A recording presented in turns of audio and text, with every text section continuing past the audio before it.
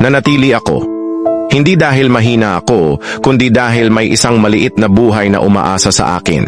Hindi alam ng iba kung ilang gabi akong umiiyak sa sulok, kung ilang beses kong kinuwestiyon ang sarili kung tama pa ba ang ginagawa ko, kung ilang beses kong pinilit ngumiti para lang hindi niya makita ang bigat ng loob ko.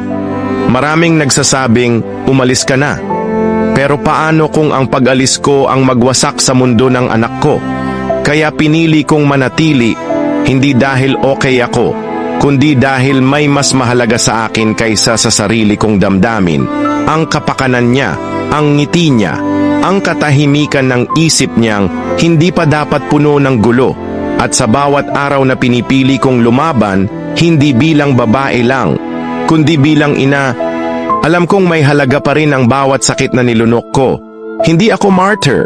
Isa lang akong ina na mas piniling masaktan kaysa ang anak ang masaktan.